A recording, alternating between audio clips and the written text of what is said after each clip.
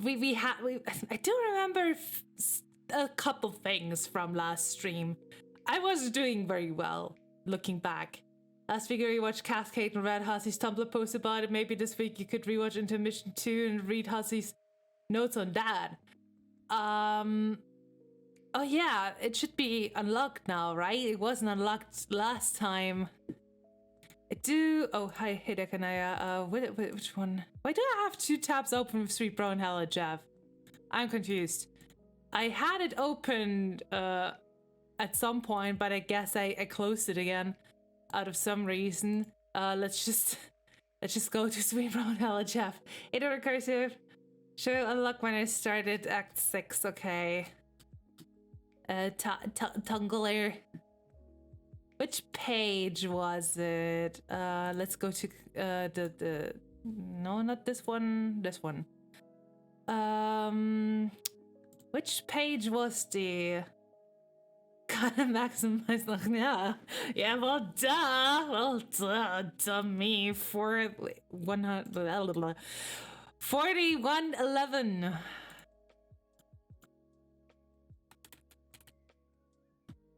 There we go. Okay. Let's just do that. Oh, such a good song. Such a good song. I love it.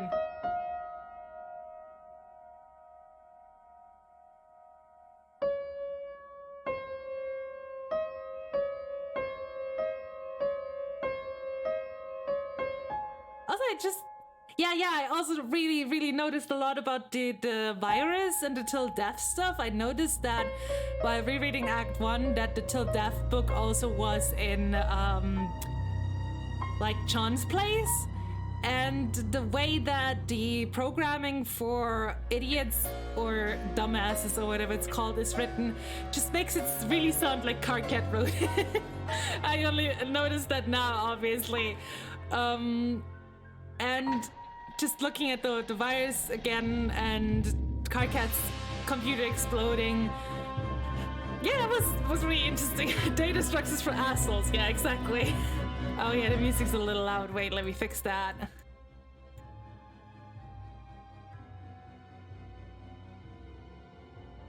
A Buckminster funny uncle, just ugh.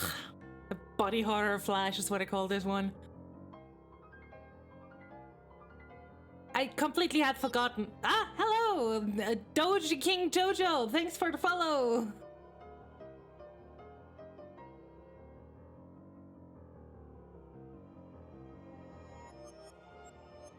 Oh, so good, the music's so good!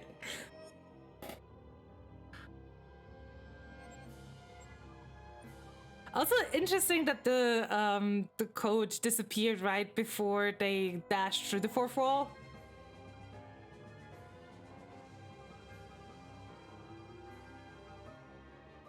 Beats by Toby. I want headphones like that. I think now the music's a little too quiet. I think this is better. Oh, so ripped. Lord English definitely lived. Has little dumb ripped pants though. I'm really curious how the entire, Lord English kind of thing. Honk! Honk! The big man, yes, has the honk. Man. Rip universe, I guess. Ripperoonie. Big honky boy, yes. Welcome to the stream, Doge King Jojo. What did I want to say now? There was something I was talking about. Oh yeah, just want to mention that again. When I reread Hivebend, I completely previously I completely had forgotten about the fact that Karkat also tried programming and was pretty bad at it, and then executed the virus that was written by Solux. I completely had forgotten about that entire part. And that his computer exploded. I remembered that. But yeah, it was basically the code that Lord English thing here. So all the fucking foreshadowing, everything being connected is really fucking with my brain. Okay, the Tumblr thing. First, let me turn on some lo-fi beatsies that are not Toby beatsies. I guess currently it's in between songs. Okay. Yeah, there we go. Okay, and then we go to this thing here. Pasta La Vista. What the fuck? Look at all these weirdos. I do know that it is basically called something like oh yeah, here. The LE factoids, right?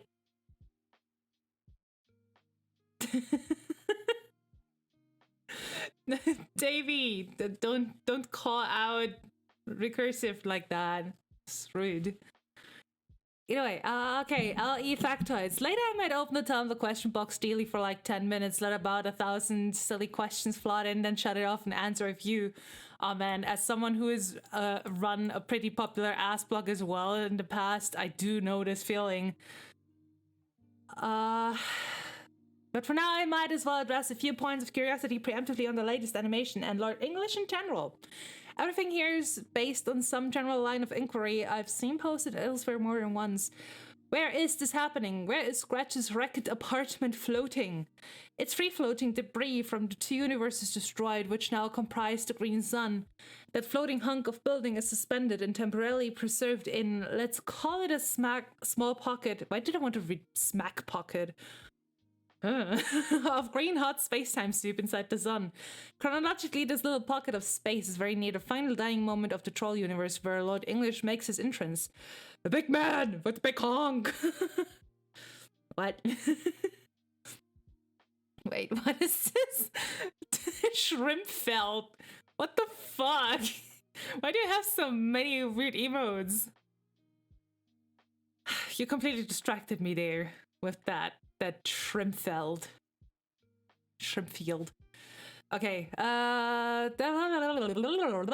chronologically, this little pocket of space is very near the final dying moment of the Troll universe, where Lord English makes his entrance. He then goes back in time to fuck shit up throughout the history of that universe, as has been described many times. That's why he was always already here, or already there. Ugh. It's also because, as it turns out, he was lurking dormant in Scratch's puppet host body the whole time. Doug always did claim to be an excellent host. Oh man, fucking get angry. Fucking puns. Okay, what the fuck is that even now? Disgust. Yeah, that's what I feel about this entire punny deal. Is Scratch literally Lord English, or has Lord English completely replaced him? How much of Scratch's cognizance, personality, being is still Lord English? Well, here's what the story told us. Scratch said he had to die for Lord English to be brought into this universe, which I still think is hilarious that Hussie themselves killed Scratch. Moisty. Ugh. I don't like the word moist. The word moist is gross. Just saying. Now we have seen why explicitly. Scratch doesn't lie when it comes to simple statements of fact. He only excludes details and clarifications, like he is now dead. Yeah, obviously. But English has officially replaced him, albeit traveled back in time to coexist with him, presumably continuing to utilize him as an employee in all the ways we know about, and maybe others we don't. They're separate entities, though. Because they share the same body more or less and essentially the same origin, they share properties. Both have the powers of a first guardian, though Scratch said outright Lord English was more powerful than him. Both have Cal genes, whatever the hell that means. That explains the cheeksies, the little rosy cheeks. In Ali's case, the resemblance is obvious. They share an interest in the ladies. Ah yes, the pimp, right? Scratch takes a shining to younger ones, while LE ropes more mature females into service. Reasoning Scratches a young LE. They appear to have opposite demeanors, though. Scratch is calm, calculating, manipulative. English is brutal, angry, and out to wreak havoc on a universe without any particular desire for subtlety. Their appearances reflect the differences. Is Lord English omniscient like Scratch? There's evidence that he has a strong tactician and adept with time travel, but it's unclear whether he maintains the omniscience post-transformation. Consider that Scratch's omniscience was closely tied to the other half of his genetic makeup, a magic cue ball which had all the answers to everything concealed within. When Lord English transformed, he kept all the Cal properties, magnified them actually, but dropped the cue balls aspect. In fact, his cue ball had exploded outright. Yeah, we saw that. This was the break. Scratch referred to once or twice, a literal description of Lord English's emergence, as well as reference to the pool term where the cue ball scatters all the other balls and the game begins. I hate everything about Homestuck. Why does everything has to be so punny and like a reference to a thing? TikTok break, Hades, not Hades, Hong Kong. This is not a question. Oh yeah, speaking of Hades, I just remembered. I did notice while rereading Act 1 that all the browsers of the kids have certain names of deities which I think are connected to the denizens. At this point, my conclusion brain has concluded conclusionary. It's not a question, but some notes anyway. This string of genetic code letters is probably the most clear and present foreshadowing of LE's Lord English's transformation. It's practically a brief sentence describing the process in order culminating in Lord English's vast honk. I think this one clue got some people speculating correctly that Lord English would emerge in some way from scratch, involving his head breaking open. Probably a minority theory, but it was out there because the clues were there. Revelations in the story are shocking in proportion to how little groundwork was laid for that development and how obscure the clues were if they even existed at all. It would have been more startling if Lord English turned out to be some ridiculous pre-existing character like Maplehoof or Charles Dutton or whatever, but the shock value would come with no credible basis in the narrative. So big reveals like this always come with a sort of balancing act of establishing clues to make the event credible and premeditated, while obscuring and misdirecting so as not to totally blow it. No matter how well you disguise it, if the clues are there, some will guess it. Personally, I feel like the shock value is not so much stored in the fact that Scratch equals Lord English, but in the sudden disturbing nature and presentation of the transformation itself. Yeah, it's pretty gory. Yes to the browser thing. Yay! My conclusions are conclusionary concluded. And hey, if the Scratch is Lord English tidbit happened to catch you way off guard, I'll consider it a bonus. I don't know. I didn't really it didn't catch me off guard. I just kind of personally took it as a yes, this is why he had to die, because he kind of, I guess the host thing makes sense. I just didn't think of it as a host. Whatever. Let's continue. Why is Lord English honking like Gamzee? If you're prepared to be very literal, you might believe Lord English's honking is a symptom of Gamzee's influence in some way due to time shenanigans or what have you. Examined logically, it's the other way around. On Lord English's arrival, he releases the vast honk Gamzee's religion foretold. Lord English has always been around influencing troll culture from the start, and it seems he was always the embodiment of the mirthful messiahs the Hybloods worshipped, since he was really two beings. Doc Scratch and Lord English, both mirthful puppet-based entities in their own ways. Gamzee's honking, the humorous brutality of the subjugulators, and their dark spiritual beliefs all could be traced to Lord English. The last honk clip was actually a heavily modified sound clip of a bike horn, like one of Gamzee's, slowed way down. First a small honk from the squeeze, then a big one from the unsqueeze. Sounds like a lot like the noise the tripods made in War of the Worlds, which has me convinced those were made from slowed down bike horns too. Fun fact about bike horns. I work at the register in a store, and in our bike section we do have one of those horns, and every now and then while I'm working I hear someone just go like squeakoo, and I used to be annoyed at that because I always just think like, oh my fucking god, if someone like squeezes the thing, they really should pay a fee, because it's so fucking annoying when someone just goes over there like squeakoo squeakoo squeakoo, and now I hear it and I just like, fucking hell. I work in a clown zone. I do work in a clown zone. And recently someone actually came over and bought one of these things, like a group of youths came over and bought the thing, and the dude was just standing next to me and started honking the thing right into my ears, and I got so fucking mad. Because it was so loud, and I was just like, fucking Gamzee, fucking Homestuck absolutely ruined the honking for me. What's with the sarcophagus? That's actually the alternate form of the Cairo overcoat, which doubles as his notorious oversized garment, and his chariot in which he travels through time. Not terribly unlike Doctor Who's TARDIS, the name and functionality was spawned completely from the Chicago overcoat, which was the name of mobster Kingpin's flying pirate ship/office. Chicago overcoat is also mobster slang for a coffin, therefore a Cairo overcoat must refer to a sarcophagus. Oh my fucking god, why is Hasi such a nerd? All these ties to Egyptian lore in parts trace back to a reference through his attire, obviously, to Joseph and the Amazing Technicolor Dreamcoat, a significant part of which takes place. Wait, did I skip a line? To Joseph and the Amazing Technicolor Dreamcoat, significant part of which takes place in Egypt. Okay. Most insane luck. Most research ever done. We can only aspire to the levels of nerditude. Yeah, aspire. Yeah, that is absolutely true. Also, more vaguely, the coat struck me as something that might be worn by one or more iterations of Doctor Who, unless we forget the most obvious quality of its appearance, something that could easily adorn a pimp. As with many things in Homestuck, there's quite a slurry of references coming together to form something basically ridiculous and yet dead fucking serious. Lord English's many things, a time-traveling crime lord pimp. An omnipotent, indestructible puppet-based demon. A monster born out of an ancient, short, smug, cue-ball-headed gunslinger, the blight of 2 universes by his birth alone. An Egyptian pharaoh, Incredible Hulk in shredded pants and suspenders with a green jigsaw puppet-like skull for a head, a gold fang and flashing pool boss for eyes.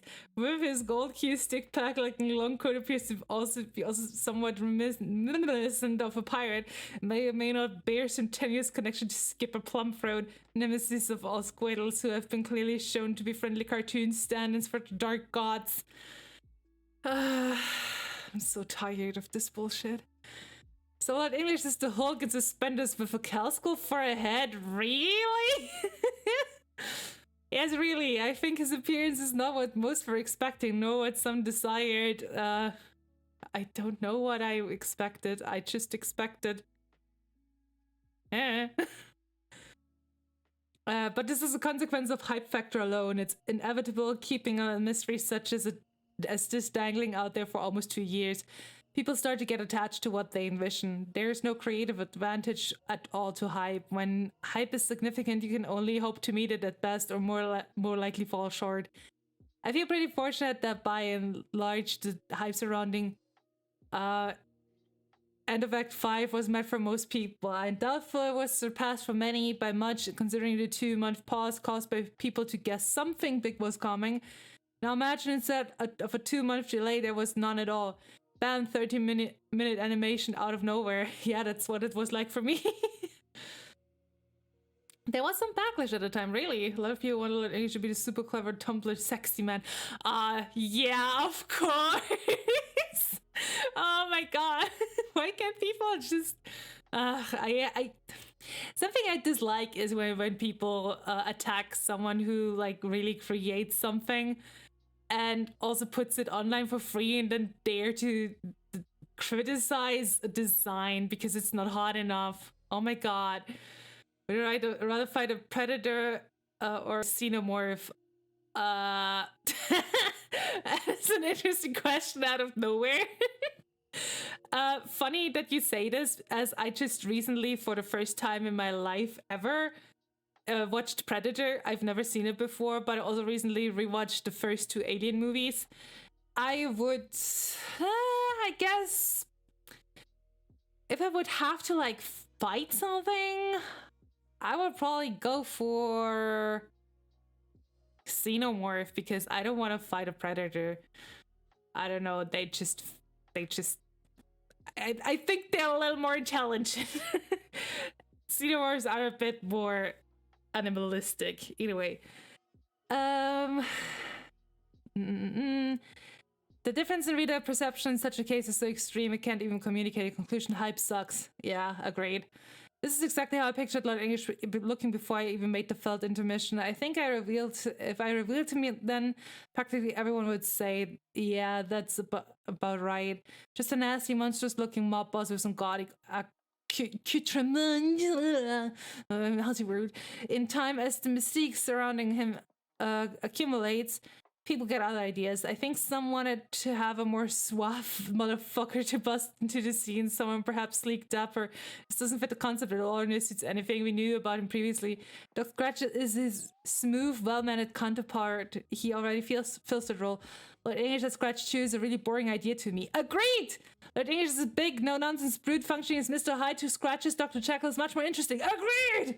Hey, there's another bullet point for the reference story. If you're taking notes, read Jekyll/Hyde. So instead of some elegant dude too dashing for words who exploded from the screen of the yaoi standing here, every side looks a bit like this. And this. And some of this.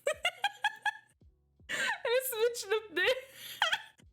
Oh, yeah, some of this. Skip words. The whole fucking map.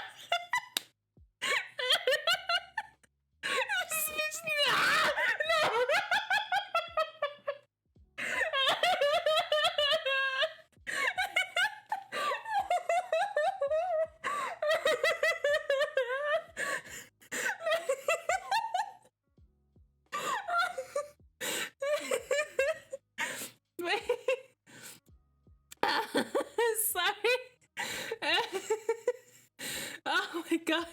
Oh my god, hey there, Cartoon God is a... Oh my god.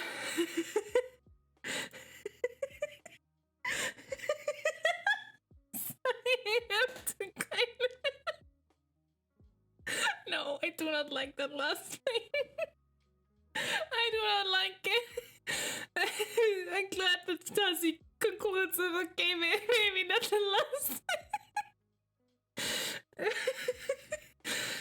No. Oh, it was beautiful.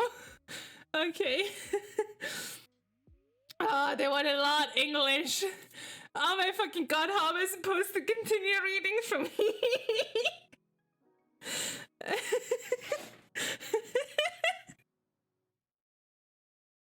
God damn it. I have to catch myself. I'm sorry. Yeah.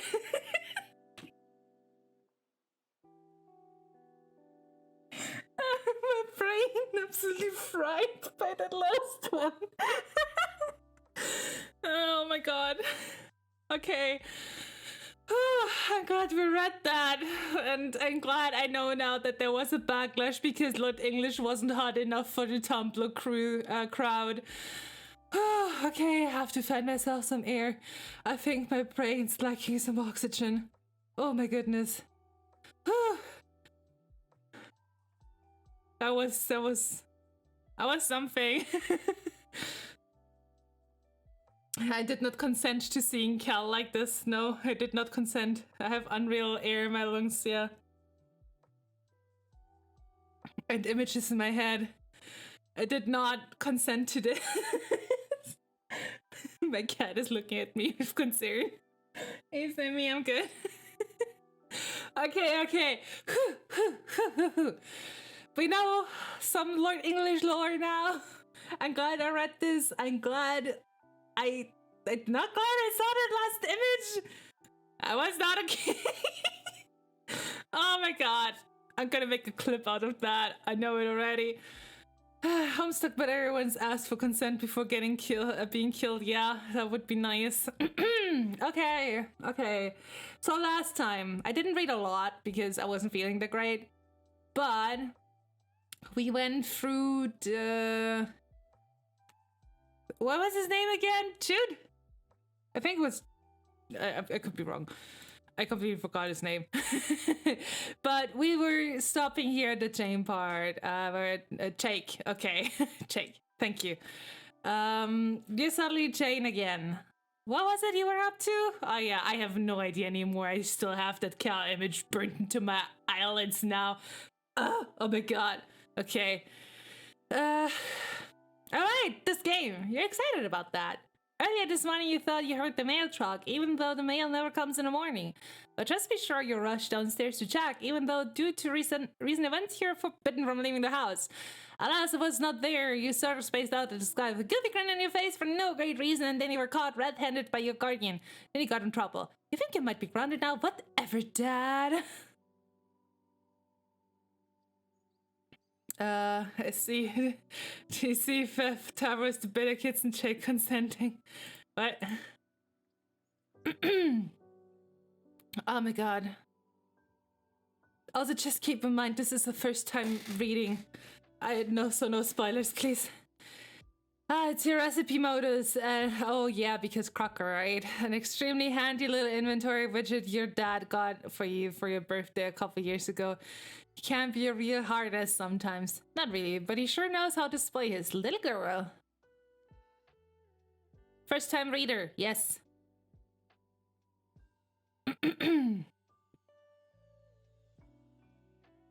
You stick the recipe modus in your recipe modus. You flip the card over and look at the back. The thing about this modus you think is really cool is that instead of showing a completely useless wobbly garbled code in the back, it itemizes the components. Yeah, exactly. Spoilers. Where was I? It itemizes the components which could be used to create it in a completely hypothetical framework, of course.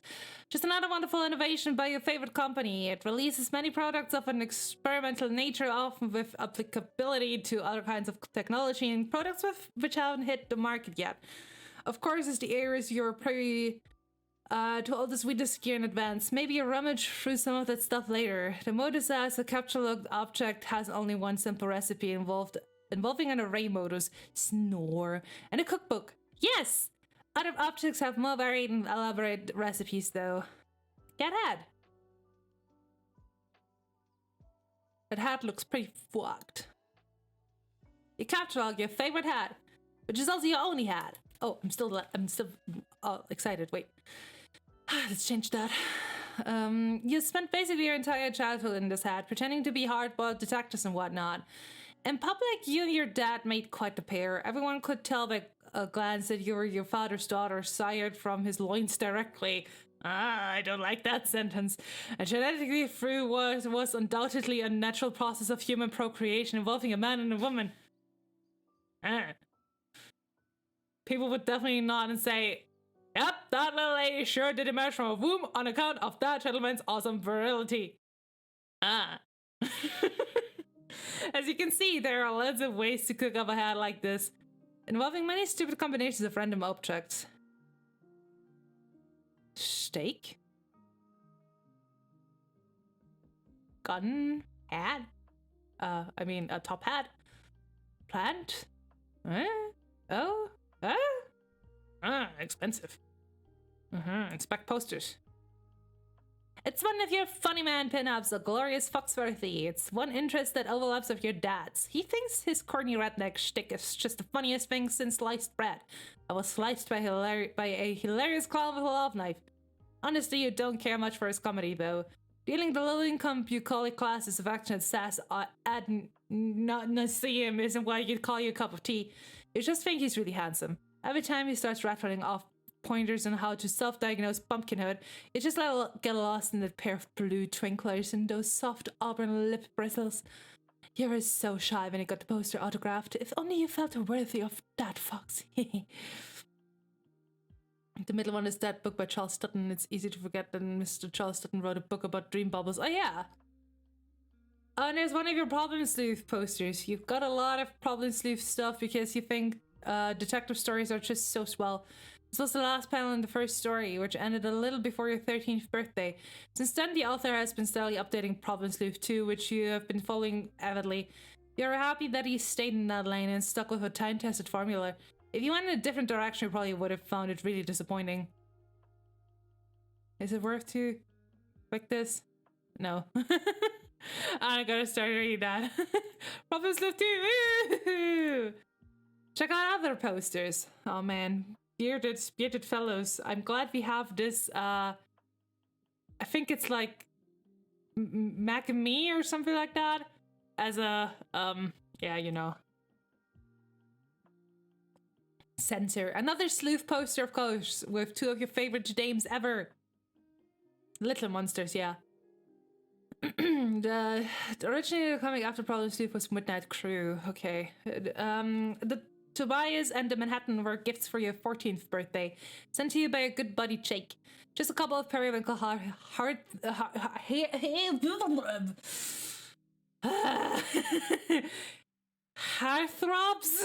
unquestionably sent in playful retaliation for the ribbing you've given him over the years for his inexplicable infatuation with his foul femmes. So you made a couple of coy recommendations for objects of your attraction. You have hung his cobalt beefcakes here since. Cobalt beefcakes? Wow. He was pretty spot on with the blue funky? In reality, the comic after Problem Soup was Homestuck. Oh yeah. In real life, yeah. I'm glad you two wrote the same thing at the same time. To be honest, since that's like the best show ever. Mr. Crosscamp blew himself anytime as far as you're concerned, but the Manhattan, not so much. Comics aren't really a thing, but you hung it up anyway because that's the sort of thing you do in a mildly escalating feud of passive-aggressive one-upsmanship. God, this is still a thing. You own it, but you felt kind of weird about having his blue mutant penis dangle over your head while you sleep, so you covered it up with something even more obscene, some sort of revolting troll Howie Mandel, also gifted to you by Jake. Good lord, does that kid have some spuddy taste? There's also your magnificent Swanson. Ron Swanson is the perfect man. You have tried to order all of the bacon and eggs in a restaurant on several occasions, but your dad never lets the order go beyond the choke level. What a fuddy-duddy. Take spoon. You tuck your trusty Junior Battermasters, Bullbusters, Stirring Solution 5000, or 50,000 rather, into your strife deck, allocated with the ever-mercifully pragmatic spoon kind. You wouldn't have it any other way, so she beats them up with spoons. What's worse, blue mutant penis or troll Howie Mandel? Personally, I'm conflicted. Yeah, same. You love your fancy spoon. It has several million recipes stored in it and walks you through each step with a soothing female robot voice, just like in science fiction. Oh, Alexa. Or Google. Some urban legends say that the device also broadcasts subliminal messages distributing ominous Crococorp propaganda. It is Alexa! But I don't put any stock in that sort of baloney for a second. There's one switch on it that doesn't seem to do anything. Maybe yours is defective? Still, it's perfectly serviceable and has assisted you in whipping many a cake into delicious submission. Crococorp's Amazon, it is. Some bunnies. Ooh, they look familiar. These customized bunnies were gifts to you on your 13th birthday from two of your friends. Both were their heirlooms passed down to them, and they decided to coordinate gift ideas and send you dressed up versions of their beloved childhood toys. You like to think he was shooting for the detective bunny with the one on the left, but you know, realistically, it was probably an Indiana Jones bunny, more in line with his interests than yours, especially since it came with a little whip you have since misplaced. The bunny used to belong to his grandma. The other one used to belong to your friend's mom, and she dressed it as a wizard, which was also unapologetically more representative of her interests than yours. That's okay, though. You'll love the gesture anyway, and you and she are totally BFFs forever. Her words, and you agree with them. Well, all these acquisitions recently, maybe Amazon will buy a Crocker. No. We will just have a giant super company in the end that will rule over the world. And it's gonna be a war between Amazon and Disney. You did get one more bunny from your other pal. He had to make it himself from scratch since for some ridiculous reason he didn't happen to have a ratty old bunny heirloom lying around. His gift was somewhat less than innocuous. Yeah, fear. You have no idea where it is though. Probably just as well. Look out the window. Oh no, she's so cute. You've been fidgeting around your room all day, making little observations about your various belongings, checking the clock. When will the dang man get here? You take another peek out the window, just in case. It's still not here, but there's your dad. Wow, that just looks like dad. I guess it's just a very dad kind of look, huh? What is he up to? He just captured the car. Oh, yeah. Of course. How else would we do that? That's right. He was going to wash it today. He's probably taking it into the backyard next to the garden hose. He keeps a very busy family itinerary. So many dad things to do every single day. If the mail arrives soon, this would be a great opportunity to sneak out and get it. Fingers crossed. Looks like somebody's bothering you. He better make it quick. You've got a window to stay glued to. Go to computer. Oh. Betty Bother. System. Amira Pesterdrum. You know, you really should switch to Pesterdrum.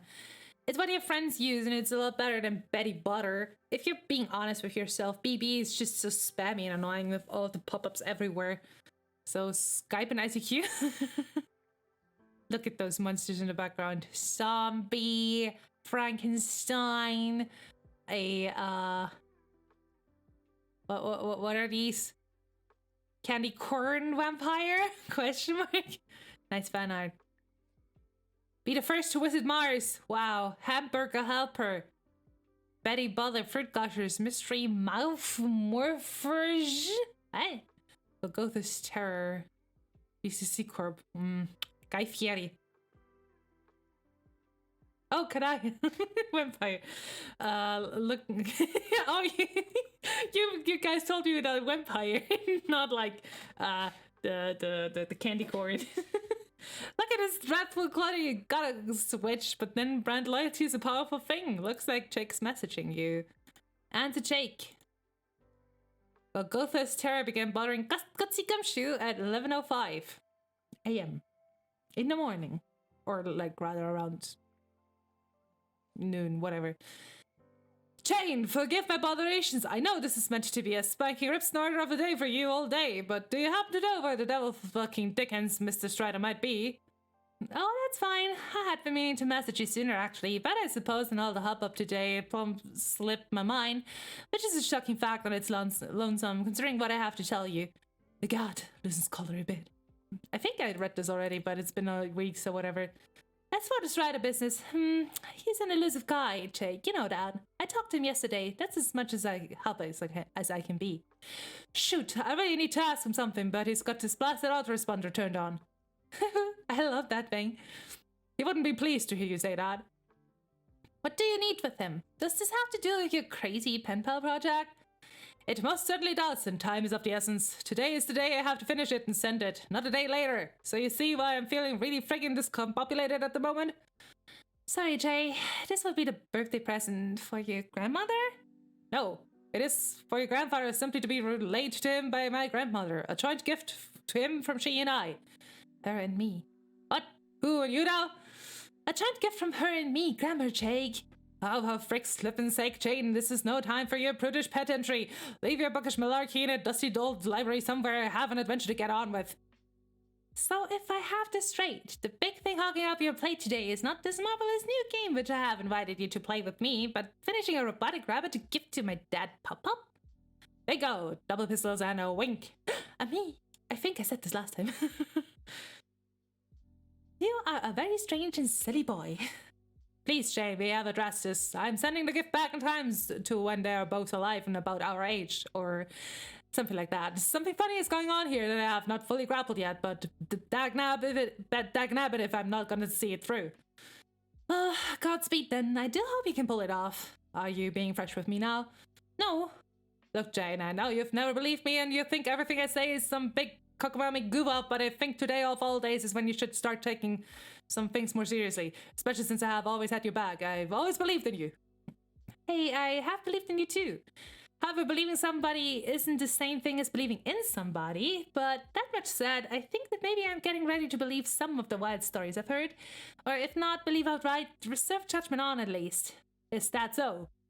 I don't know, I'm still not sure what to think, but what I wanted to tell you this morning was I had a really wild dream last night, and you were in it. Oh my, glasses fog up, fumpus for kerchief.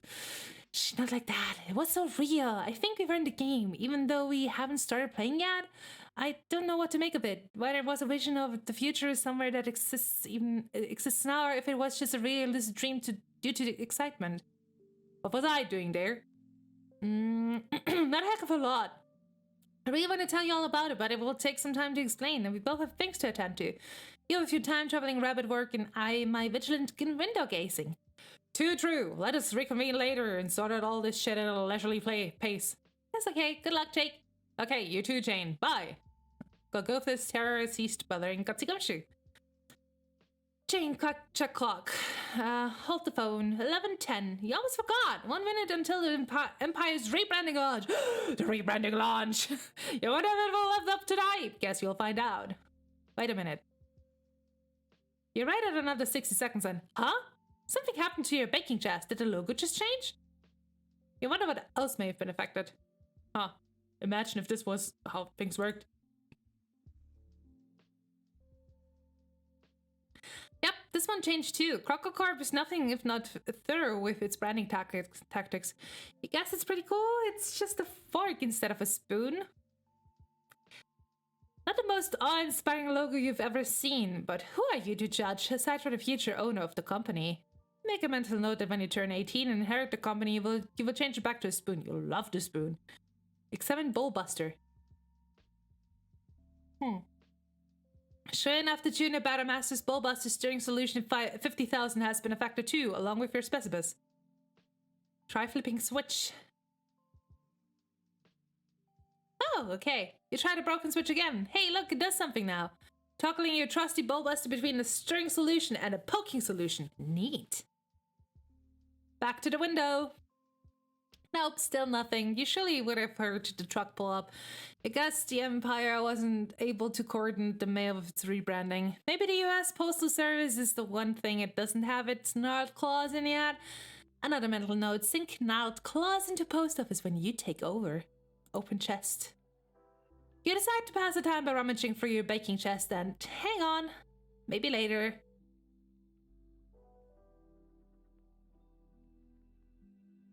Uranian Umbra began cheering Gutsy Gumshoe at 11:17. Good morning, lovely. Why, hello. So, I guess today is finally the day you make everything better. Smile, I guess. It is the day where after the legendary octet of mutual progenitoriety will come together and heal a great breach in paradox space. A day delivered through 80 billion years in 4 distinct universal instances worth of unfathomable turbulence. And while the emerald eye of this storm is fixed in the abyss forever, today you're poised to escape its skull once and for all. By Sky's guiding light, you may leave behind its turning arms of bright colors and mayhem and secure peace for your cosmic progeny for all duration. And if you're to meet this departure with trepidation, I would understand, but also I would ask, is there nothing I can do to ease your mind? Gosh, so formal today. Yes, I'm afraid I'm guilty of rehearsing this pep talk well in advance. I thought you deserved a proper send-off. Aww. Well, then, is there nothing I can do? It was a serious question. You needn't worry about easing my nerves. If it weren't for you, I wouldn't be nearly as thrilled about today as I am. Splendid.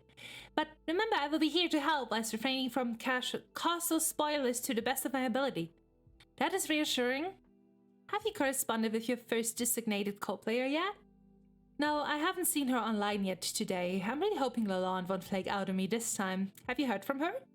Not the today that is local to you. Though I do have a wee bit more trouble monitoring her than the rest of you. Curious dark patches in transmission. Humph. Still, I wouldn't fret over it. She's as good a chum as any you have and should come through ultimately, even if things seem dire. If you say so. Oh, I wanted to tell you. I had an amazing dream last night. Blimey! What is with the speech in this AU? I believe it may have been of the sort you described, a dream of awakening, presuming I haven't just flat out lost my marbles. Indeed, I'm sure it was. I knew you would wake up soon. Might you describe what you saw? I was in a bright gold city. Above was a brilliant blue sky, but the horizon was dark as night. Was this the place you told me about? What was it called? Ah, shucks, does this count as a costly spoiler? Not at all. That is a simple detail about the ground you're about to explore without directly involving your future decisions of consequence. The place you visited was called Prospect. It is where I have woken up every time I've gone to sleep for most of my life. I didn't see you there. At least I don't think I did. No, you wouldn't have. I My prospect is an alternate version from yours in a completely different session, quite far afield of your reality. If you're ever to meet in person, it is unlikely to be while you're playing our respective games. Okay then. I mentioned this briefly to Jake, and he didn't have much to say before we parted ways. I will gather that if this is all true, then it means Jake had not awoken yet. I think this is for you to determine in time. What's your hunch? I don't know, but there was one thing about the dream that was very troubling. I'm becoming nervous to consider what it might mean. Understandable, but it will be important to practice patience today. You have a long road ahead of you, and many questions will be answered in time, but we can talk it over later.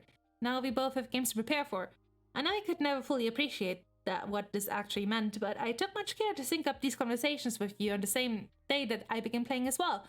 That way we can journey through our sessions together and compare notes. I'm still not sure I appreciate what that means, but I appreciate that a nice gesture has been made if you say so. I guess I should just start believing all of this now, huh? Rather than learning it to be true later and feeling the fool for all my curmudgeonly skepticism. A wink, I guess. For starters, I guess I could drop my reservations about your story. Will you? I can write off much to tomfoolery, as I'm no stranger to a good prank myself, but quite honestly, you seem too kind for this charade. Not the type I'd expect to trot out such persistent falsehoods beyond their humorous welcome. So what do I know? Concern it, maybe you're an alien girl from Uranus. And together we are about to play a game which determines the fate of the existence. Sign me up. Oh, but I never claimed to be from the planet, which is only in the far reaches of your solar system. In fact, I'm from much farther away, a different universe altogether. But if you truly mean it, thank you for believing me. Now, Jane, my lovely, let us prepare for this adventure. Remember what I said about the need for patience. Patience with your friends, patience for your growth as a hero of life, and patience for the coming of the other four of legend, a hero of breath and of light and of time and of space. And if you still find yourself in doubt, just check the inscription on that big old book downstairs. After all, if you can't trust words written by your own hand, then what use is trust at all? Kisses! Radium Umbra, cease cheering, gutsy gumshoe. Okay, back to the chest.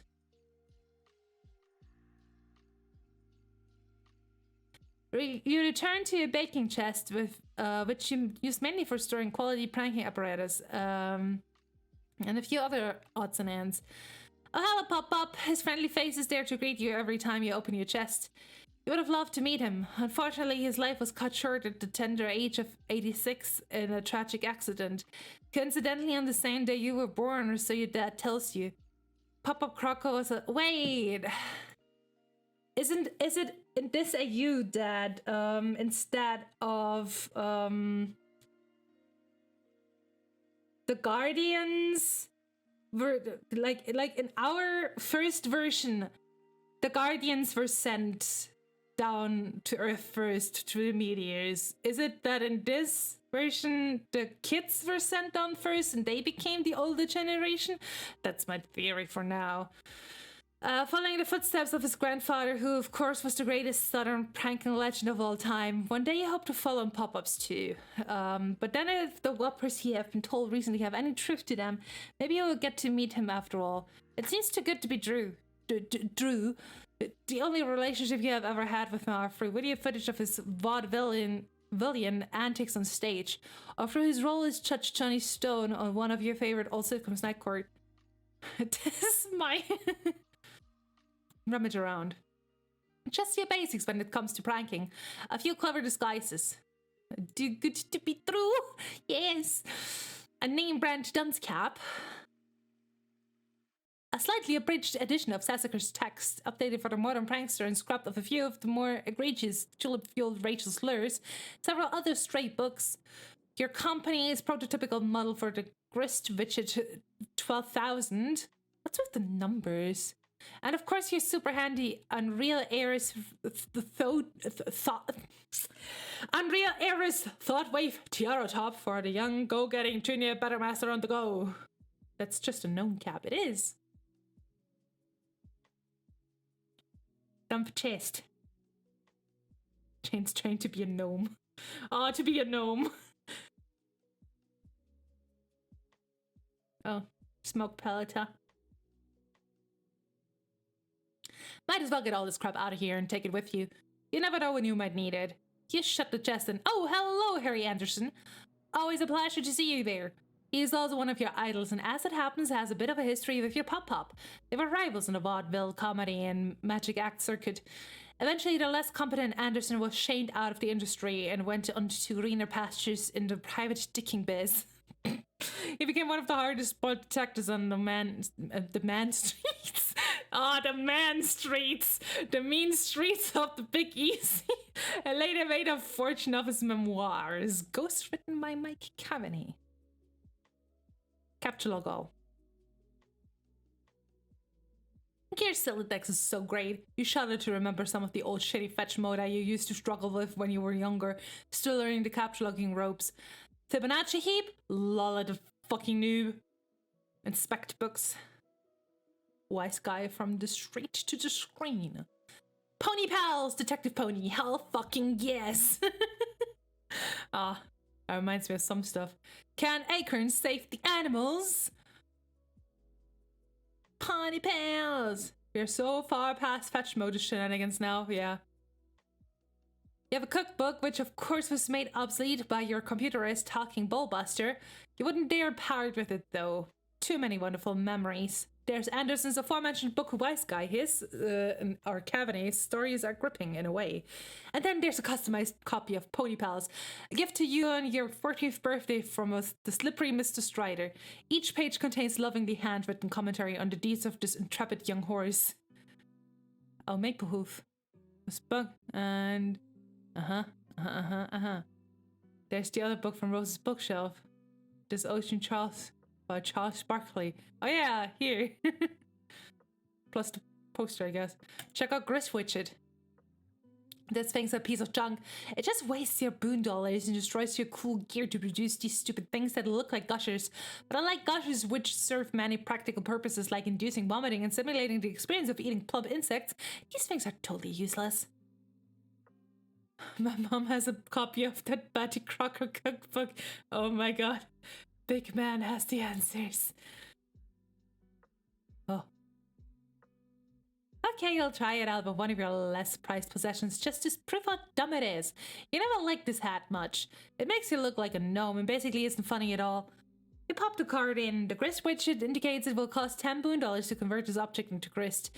That's not too bad, you guess. It's not like the currency has much value anyway. It was introduced as a sort of BC Corp fun box to be used by youngsters, specifically in qualifying merge online and stuff. Brilliant business strategy, really. As heirs to the empire, you're naturally endowed with millions, which you have a reputation for being very generous with. You've been considering using your wealth to set up a scholarship fund to allow underprivileged kids to go to Boone College. Man, to go to Boone College. Activate. See? Utterly pointless. Yup, Crocker Corp was going somewhere with this technology, because if not, this product is first in line for getting the axe when you're in charge. Wear a tiara top. Wow, looks like Wonder Woman. Fun bugs. You put in your highly fashionable Unreal Air's Thought Wave tiara top and flip it on. It immediately hums to life, and as its blazing fast processes mingle with your thoughts. It is the most efficient computing technology in the world by far, as long as you don't wear it for too long. But aside from a few migraines, you can possibly imagine any drawbacks that cease reproduction could come with. Submit, merging, consume your thoughts with, embrace your calling, experimental technology, conform to social order, from an stay asleep, extreme powerful, die, cooperation. Wait, what? Sorry guys, I'm very distracted right now. I reached for my cat and he is so cute. He just rubs his little head on my hand and it's so cute. Okay. Continue vigilant with no gazing. All hail, new Chief Justice of the U.S. Supreme Court, Guy Fieri. They Live is a good movie. I haven't seen that. Or have I? I'm not sure. Oh my god, my cat is cute again. 1 second. Oh no, Sammy! You're such a cutie bean! I really need a Sammy emoji. Chief Justice Fieri is on the case. Amazing. Congratulations, you've been chosen to receive a free dinner for two. Olive Garden feeding chamber. Claim your free dinner for 2 now. Limited time offer online offer online only. Click here to claim. Simulated livestock flex. Because makes every bite better. Is what the obeses reproduction is a reference to. Oh, okay. Gotta take a trip down to the OG feeding chambers. Green giant, broccoli and cheese sauce. Still no sign of the mail. Might as well keep the TR top on while you look, even if it means suffering through all these bullshit pop-up ads. Oh my god.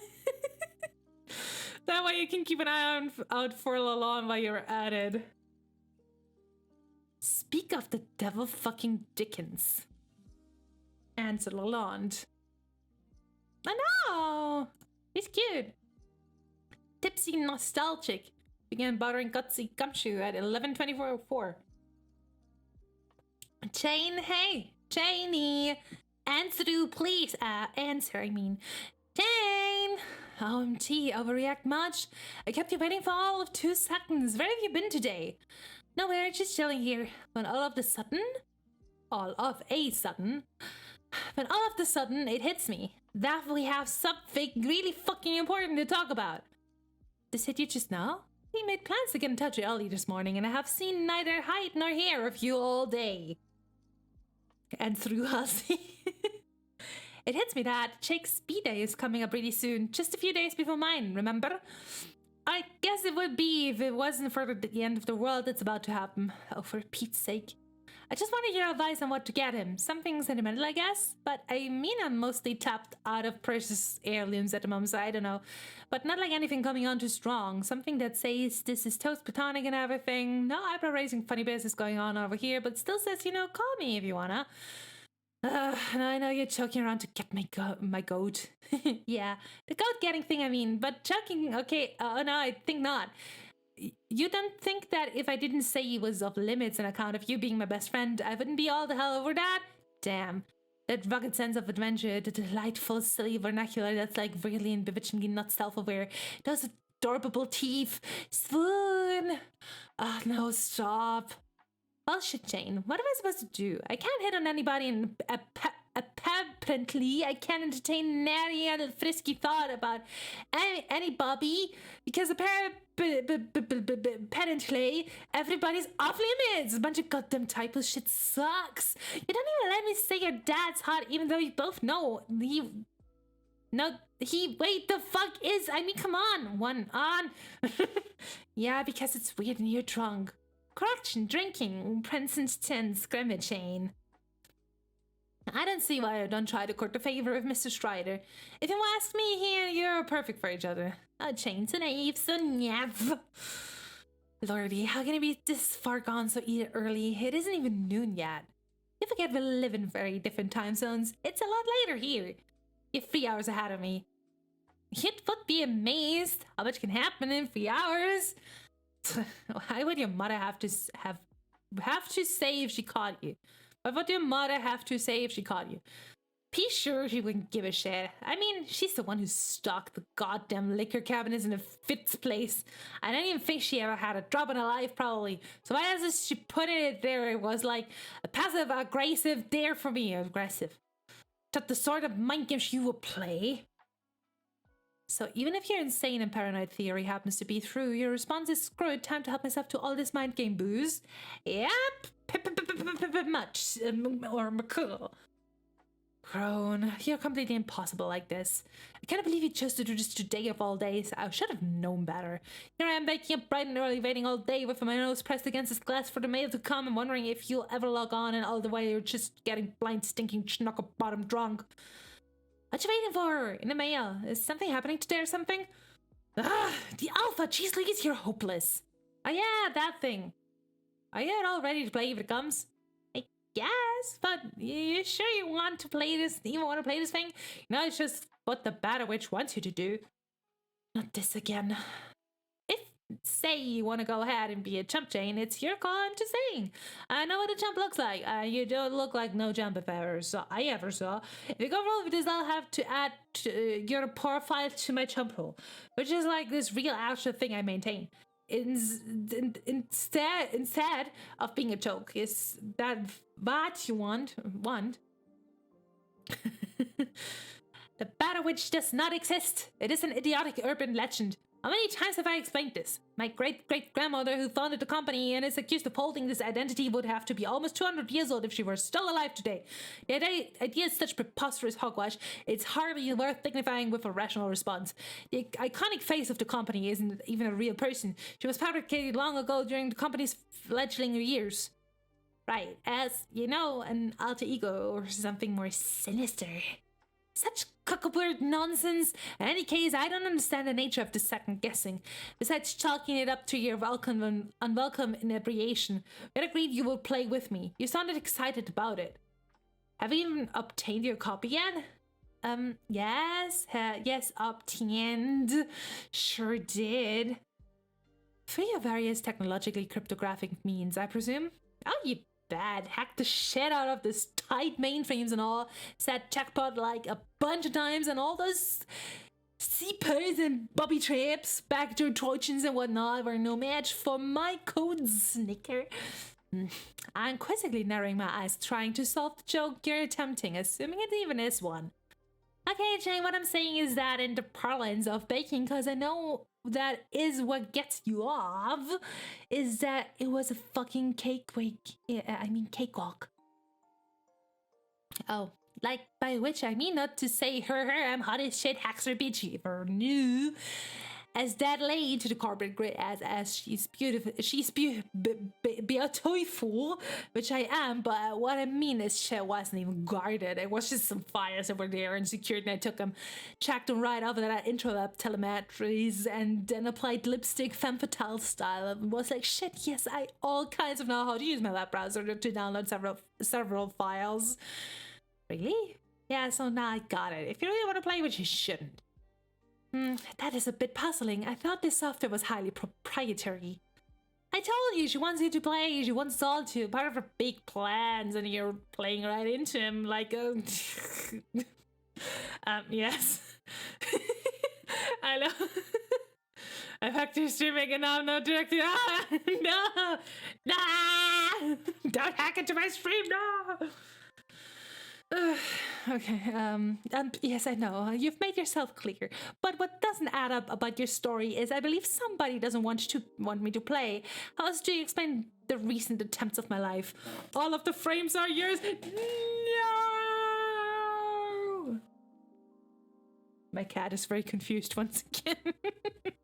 Sorry, Sim. Little Bean. What doesn't matter about your story is I believe somebody doesn't want me to play. How else do you explain the recent attempts on my life? You know, someone out there wants this stock price to take a hit? There. Or it's just more connivings of the witch. So this hypothetical monstrosity wants me to succeed, but also wants me to die? Makes a lot of sense. When your internet cooperates. Okay. So I'm still somewhat protected by shitty internet, I'm glad. Wouldn't put you past her. It makes you feel persecuted. Doubles your determination to play. You advance your plans or whatever in a comprehensible way until suddenly you did everything she needed you to. At which point you become crazy expendable, yo. And then she expends you like a boondollar and shitty BC merch. I see. This is sounding less like a crackpot conspiracy theory by a minute. WE, all I'm saying is a bunch of stuff is depth true to the max. I'll send this file to you though, and what you do with it, it's up to you. So you want to know what? It's tempting, and I'm curious as heck to play it, but the mail should be coming any minute. I've waited this long for it, so I might as well use the official disc's address to me. When it comes, I do hope you'll change your tune. Not to mention brew yourself a pot of coffee and sober your drunk butt up. My drunk butt's tune what stays unchanged, it will remain up, not drunk. Make her barely coherent words. Woohoo, okay, fair enough. But I believe that when we start playing together, you'll come around.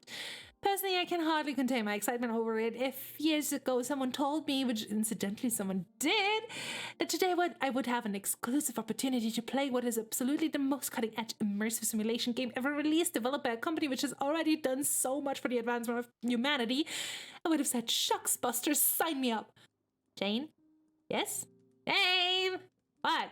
Jane, do you know that I'm utterly in love with the fact that I have a best friend who says things like Shucks Buster?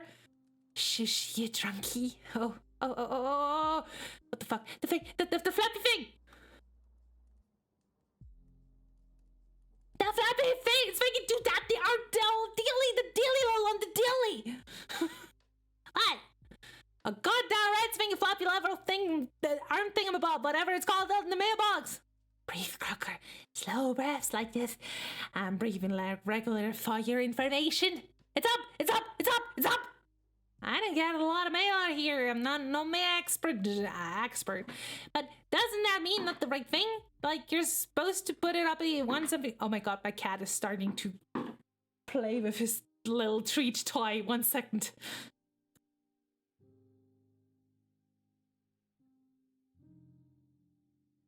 I guess we'll just have to deal with that, huh? I need a lot of mail on him, I'm no mail expert, but doesn't that mean not the right thing? Like, you're supposed to put it up if you want something taken away, not have the guy put it up in the mail comes. I think your mailman is quite possibly a dumbass. No! Who cares about that? The dilly! It's up! It's here! Ah! Let me ask a fucking at this. BRB. Cease bothering. Prepare to retrieve mail. You scamper over to the door, but pause a second to think. Is your dad still washing the car? Hopefully he's still preoccupied so he can sneak out. But it doesn't hurt to be prepared for an encounter. Luckily, that is exactly what you are. Done clever disguise.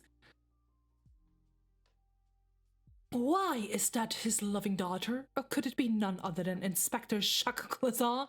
Mr. Clouseau, what are you doing in this household? Can I bake you a cake? Please make yourself comfortable while I go about my business, not being suspicious. But wait, perhaps that is not so much... Oh my god, Sammy. Of course he starts getting his treats out of his little toy right now. Well, I guess you guys can just listen to his little clunk-clunks in the background. Perhaps that is not so much the distinguished Inspector Clouseau as it is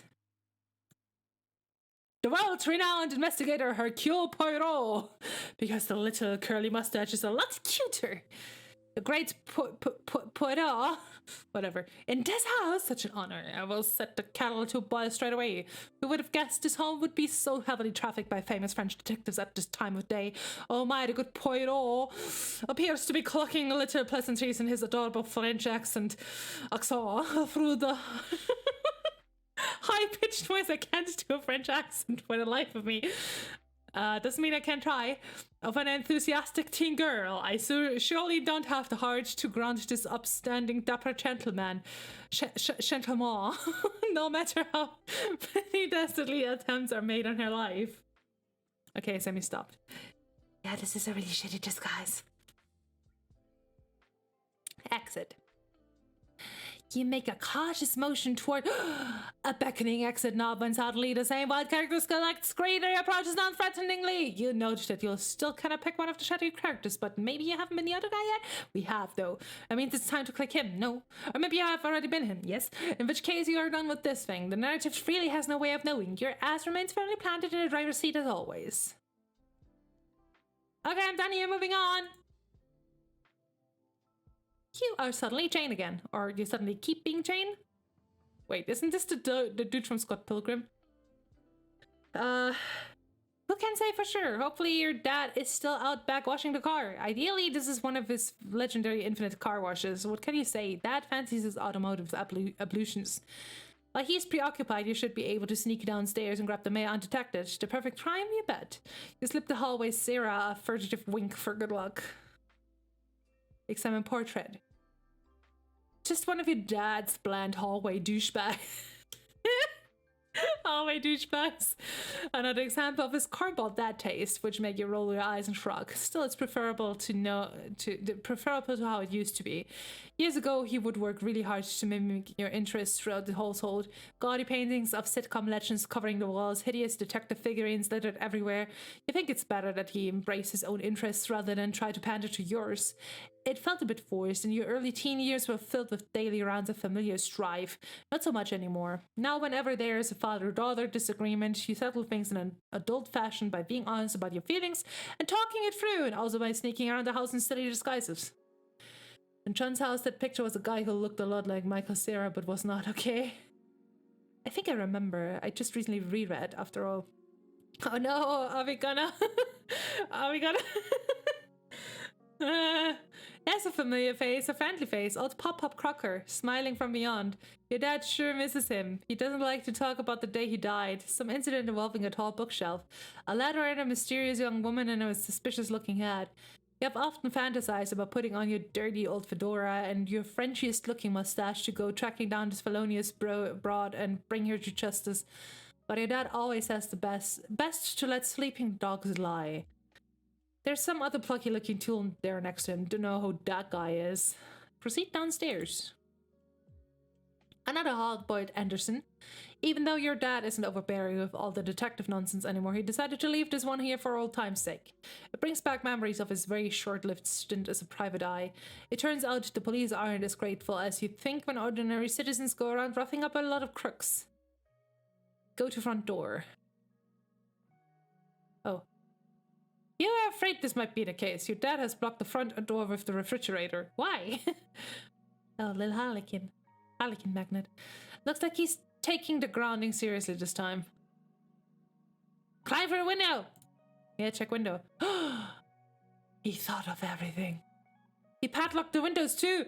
You've beat that boombox to donuts, the back door's blocked too. But probably with the safe from the study or something. The man means business this time. How's he gonna come back in? You aren't about to go smashing glass and making a ruckus though. They need a solution involving more stealth. CQC. Girl, you guess you have a plan in mind as a last resort, but you'd rather it not come to that. Consult with Pop-Pop. Oh. Oh no. You figure a little wisdom from your elder couldn't hurt. It practically went without saying your dad keeps Pop-Pop stuffed and mounted in front of the fireplace and is the family tradition. Pop-Pop grew up with his legendary humorous grandfather stuffed in front of the fireplace, and so did his grandfather. I'm a little confused about the family trees now. This was stipulated firmly in the will at the end of the long list of choke stipulations. Dad knew this was real stipulation though. Who doesn't keep their deceased relatives around in a stuffed manner? Honestly, we should start doing that instead of burying people, right? Right? No, I don't like that at all. I don't like the thought at all. I don't like it. You always did find it a little macabre, though. Trying to watch TV and eat dinner on the couch with that old man standing about 5 feet away. Taxiderm mummies. Yeah. You'd honestly prefer you not to be kept here in the living room. Sometimes you tell Dad. Also, he's super close to the fire. And that's a very old book he's holding there. Just saying that this might be a fire hazard, but might not be. I don't know. I just think that the preserving stuff that is coursing through this, stuffed things veins is probably pretty flammable. But what do I know? You'd also prefer you not be kept here in the living room. Sometimes you tell Dad you really want Pop-Pop in the attic. He says to me, in fact, you call it that, tells him you're not ready. What's that, Pop-Pop? It seems he's concerned that you may not be properly equipped. You proved to him that you indeed had no intention of leaving the house without your trusty chokebook.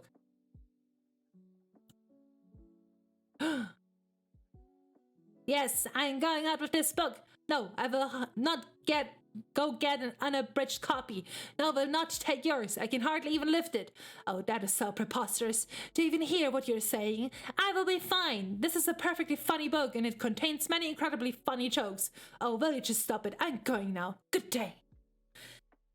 Stick tongue out. On second thought, take his book. Oh, no, the arm! No! No! The arm! You just remembered something your alien friend said about the big old book downstairs and trusting words written by your own hand. What the heck did she mean by that? Oh, whoops, sorry, Pop-Pop. Retrieve arm. Oh. Better pick that up. You'll try to repair it later before Dad sees it and blows a gasket. Read inscription again. Dear John. Oh yeah, I mean, we know that one. I'm so confused about the timeline now. Is your friend suggesting that you were the one who wrote this inscription? You find the idea a bit hard to swallow. Still, your friends are always babbling about time travel. You always thought this inscription was written to your papa by his nana, who was your great-great-grandmother, founder of the corporation you'll inherit in a few years. The message has always been a fascinating mystery to you, and probably was to him as well. Yeah, I mean, we never learned the names of the guardians, right? So, I mean, a fascinating mystery to you, and probably was to him as well. On the way it's written, it seems it was intended for him to receive after her death.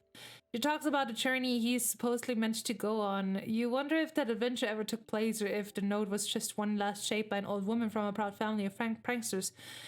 She goes on about many fantastical sounding things he supposedly would have found on this journey, like ancients, exiles, underlings, denizens, and heirs of breath and seers of light and stuff like that. Wait, didn't your friend mention those too? In any case, this message to pop up from his sweet old nana is the best evidence you have to dispute all this evil bad witch nonsense. She clearly cared for her grandson very much and would never start a company responsible for the thing it's accused of, let alone be alive to dare to perpetrate them. But then what if she wasn't the one who wrote it? This thought makes you very nervous. You suddenly remember your dream. What did it mean? You should talk to Jake about all of this. Bother Jake. Oh god. Gutsy Gamshu began bothering Golgotha's terror at 11:40 a.m. Jay, how goes the bunny quest? I've barely even begun. Tell me about it. You're off to a sluggish start too, I gather. Dad has the whole house in full fatherly lockdown mode. Talk about blowing a few measly assassination attempts way out of proportion. So I'm currently mulling over my next move. What is it that has you hamstrung? Did you ever track down the slippery Mr. Strider? Not exactly. His stupid double glasses have set me on a wild goose chase to go pry his dumb robot's chest open and swipe its uranium. Hamstrung. Did I say that right? Wait. I completely, yeah, hamstrung. I said it right. Wipe sweat. The webcomic hamstrung. Yeah. Sounds dangerous. No shit. I think I'd rather deal with the monsters. Why is it that our two best friends in the world always seem to place themselves at the source of all our problems while simultaneously representing their only solutions? I know, right? I'm debating whether or not to enlist his help in a matter of my current imprisonment, but I'd rather keep it as a plan of my last resort. Or of last resort. Don't do it, Jane, it's a trap. We'll see. So I take it you're out and about now? Hell no. I spent so much time haggling with those confounded shades I'm only leaving my room just now. Right, well, not to keep you too long, since we both still have our missions ahead of us, but I wanted to tell you about that dream I had. Oh yeah, I was curious about that. Tell me everything and make it snappy. Whips a bucket of freshly popped corn. Whew.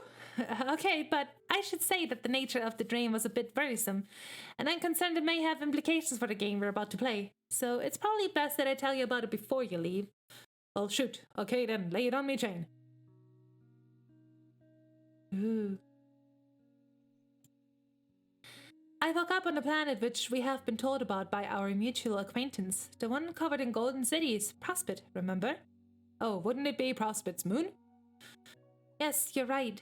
It was the moon, actually. I could see the planet in the dark horizon. I was dressed in a golden dress, like sort of nightgown, and I could fly.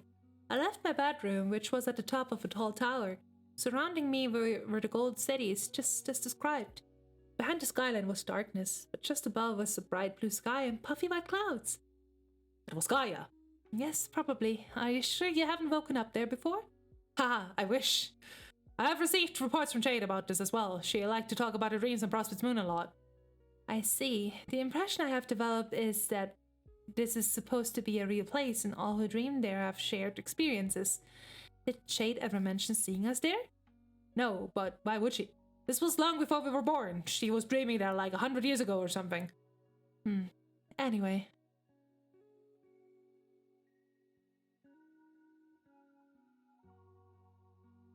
I explored the moon and began to notice people gathering in the streets.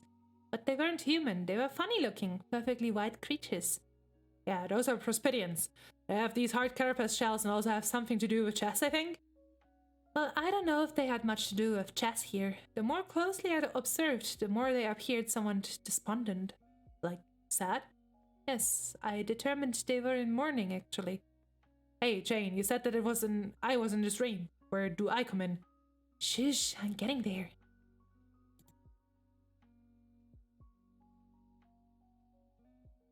Oh no, look at them. They cry. Why do they cry? Why cry? More and more Presbyterians were filling out of the buildings every moment. They all began to form a single major procession. When I got closer, I could see that some were in tears. I realized this was a funeral. They cry! I heard whispers and couldn't make out what they were saying, so I got closer. They were all saying the same thing over and over. I know, cry. The page is dead, our hope is lost. The page? Who's that? Oh. Jake, the page was you. Oh, Brad. Are you sure? Yes, I saw your body lying in a sort of coffin on a bed of flowers. You were dead as a doornail. Everyone was so distraught, including me. Evan Janet. Oh no. But before I could get too horribly upset, let alone make sense of any of it, I woke up. I, of course, immediately wanted to tell you all about that, but it was still well before sunrise for you, and you were surely still asleep. And as the day went on, I guess I became distracted by other things. You know how it is. I hope I'm not too late to warn you, though to be frank, I don't have the foggiest clue what it is I'm warning you about. Dear Jake, oh please, to try not to have already died in my dream? Likely while you were sleeping, perhaps peacefully? Aha, yeah, I see your point. Still, I think you'll agree that it's to be viewed as a troubling omen. I care very much for you, and I don't know what I'd do if I lost you both in my dreams and here in this world. So, for whatever good it does, just please be extra careful out there today. Roger that, Janie. And same goes for you about being careful with that, what these various rogues are costing you with foul play lately and whatnot. Because, well, I sure do care a lot about you too, you know that. Hooray, will do. Now let's get this silly old adventure off the races before the cloud of dust is growing any thicker. Its growing gets any thicker. Boo, yeah. Okay, good luck, Jane, and keep me posted. See ya. Ceased bothering Gutsy Gumshoe. Try not to have already died, please. Yeah, please. Get silly old adventure off to the races. Oh no, look at him. Pumpkin! Big pumpkin. Jungle. Ooh, pretty. So green. Examine pumpkin patch. Although these pumpkin vines are amazingly prolific, every morning when you leave your bedroom, you'd swear half the pumpkins vanished overnight. It's probably just the fauna eating them, not that it matters because they keep growing right back. It wasn't always overgrown like this. When you first discovered the transmaterializer, you started messing around with it haphazardly. You kept purifying pumpkins from somewhere. It was just pumpkin after pumpkin until one time a copy of the bunny you inherited from Grandma showed up, much less old and tattered, of course. All that fooling around was before you realized how precious its fuel would be. Such a waste of good uranium. What pumpkin? You brought all the surplus pumpkins home and left them lying about. Then the seeds sprouted and started growing out of control. You guess that's what happens when you introduce non-indigenous flora into the wilderness. Jake be completely oblivious to thing in background. Thing in background? Oh. You successfully failed to notice it. Wait, notice what? You don't even know what you were talking about here. But it doesn't matter for now because suddenly a wild chum assails you with banter. Ansel Lalonde. Oh. Hello. Tipsy Nostalgic began pasturing Golgotha's terror at 6:53. Holy shit, okay. Howdy, what is all this commotion about? Nothing, just your face, you grinding up the mill, holy shit, and also hi. Nothing in the background over, yeah, everything's normal. Ah, okay then, hello it is. Also want to know, what do you want for your wiggling day? I'm not really abreast of the raddest jargon that the cool kids tell us about these days. Maybe because I live alone on an island, I don't know, but in any case, are you referring to my upcoming birthday?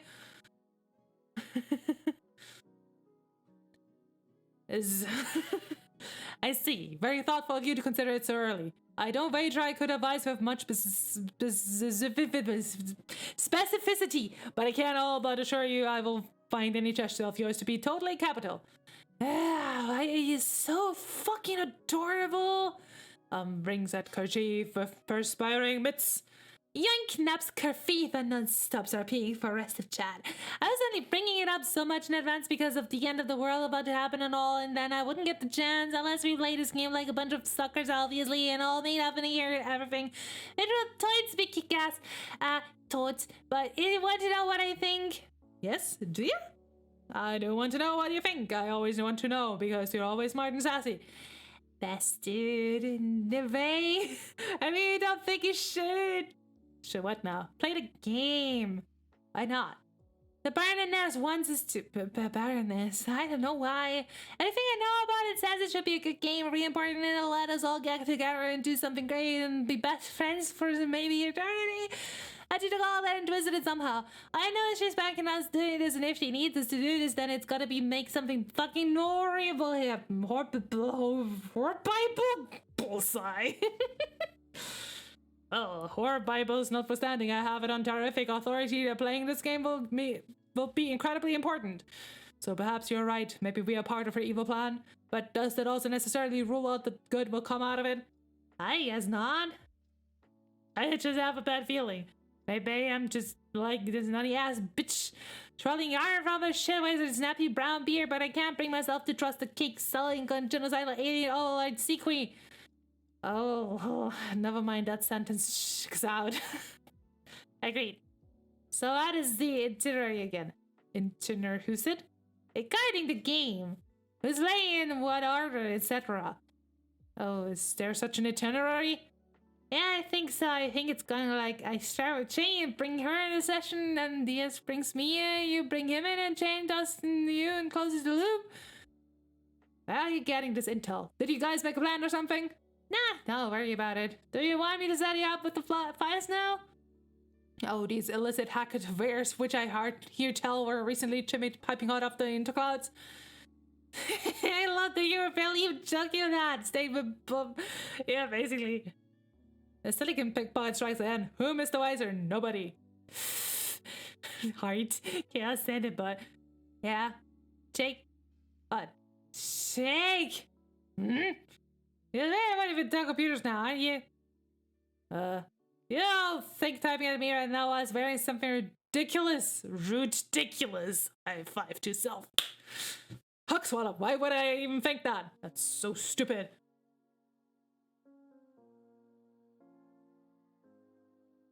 Wait. I'm not letting either of you run this while your shitty brainwashing propaganda helmets or anything else you gotta wear to run. This my one condition. Fair enough. When I get back from my errand, I'll situate myself at a trusty husktop. Acceptable? Yes. And you have decided to play in spite of your reservations? I don't know, I guess. Bravo. That's a reference to an Act 1 Pestilog where Rose calls out John for wearing something ridiculous. Yeah, I do remember because, as I mentioned at the beginning of the stream, I did recently reread Act 1.